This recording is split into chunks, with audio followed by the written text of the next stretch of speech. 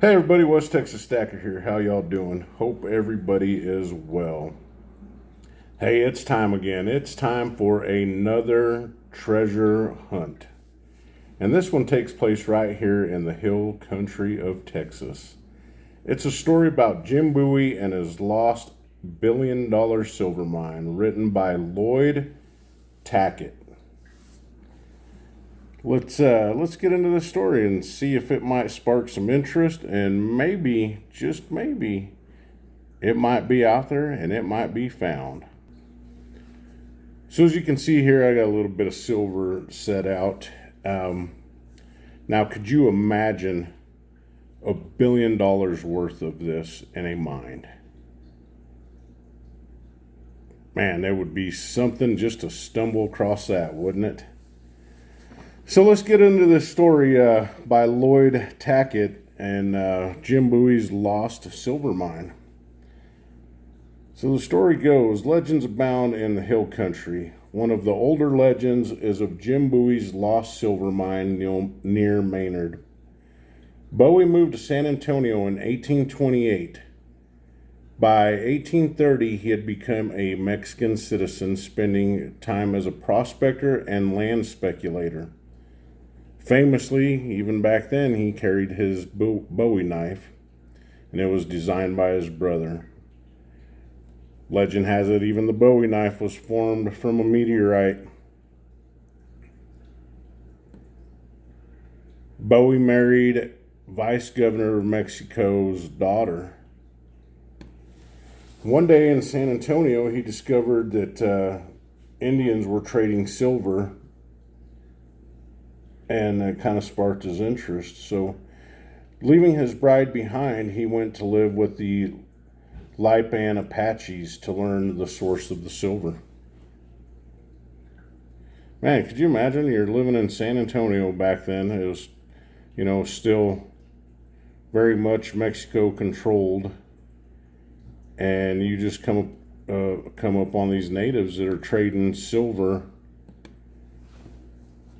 in the marketplaces, and I mean that would just be, it'd be very tempting. So he goes and he lives with the Apaches, and he discovered the source near the Presidio de San Saba, abandoned to the fierceness of the nearby Indians. The post was abandoned in 1768, reoccupied briefly in 1770, and then permanently abandoned in what would later become Maynard County on the San Saba River.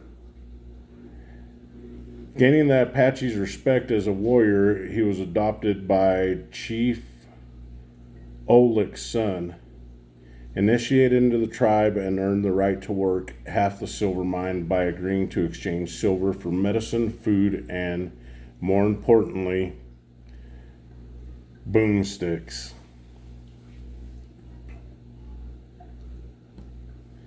Bowie returned to San Antonio to get men and equipment to work the mine. One Apache warrior, Tres Manos, named because he wore a hand as a necklace, resented the white man's intrusion and followed Bowie to San Antonio to call off the deal. Bowie and Tres Manos fought, and Tres Manos was nearly dispatched by Bowie's knife. Tres Manos was able to return home and recover, a fact that would unfortunately lead to the mine becoming lost and altering Texas history significantly.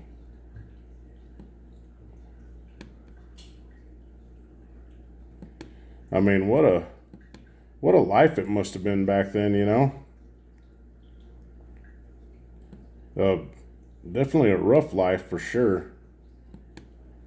But just the promises of riches and silver and gold, at every corner. I mean, this is long before oil was found. So, I mean, this is what people wanted to find, throughout the history of this country, right? I mean, it was furs and silver and gold. So Bowie is planning on returning to the mine. Bowie gathered 10 men and, along with his brother, headed for the mine. The Seminoles fired up 200 warriors and attacked Bowie. This happened on November 21st, 1831, near Calf Creek. A historical marker marks the spot today. So we know that there's a battle there for sure, which makes this ring a little more true.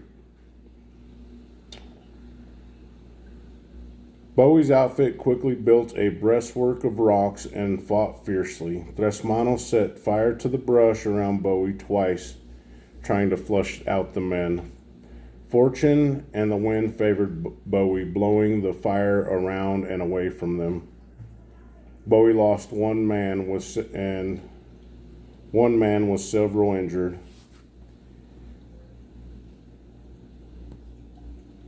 Now this part could be a little stretch of the tale, but it says that 80 Apaches were dispatched by Bowie's crew. Bowie returned to San Antonio to care for his wounded men. Jim Bowie's wife and children contracted cholera, and he took them to Mexico, where they succumbed to their illness. Cholera, native attacks, rattlesnakes, mesquites, cactus, everything was just so much more dangerous back then. Bowie took to drinking and never returned to the mine. Many have searched for the mine, but no one has found it yet.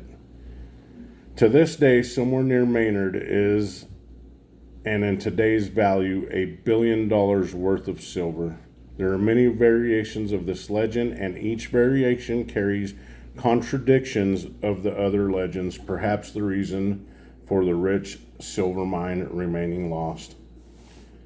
What a better way to keep people off the trail, right? If they're getting close, you just throw out some more contradicting information that will lead them astray. I believe that this stuff is out there. Many a rancher and deer hunter had probably walked right over this lost mine, and it's still there, still somewhere in the hill country of Texas. Boy, wouldn't that be something? Wouldn't it be something just to stumble across this and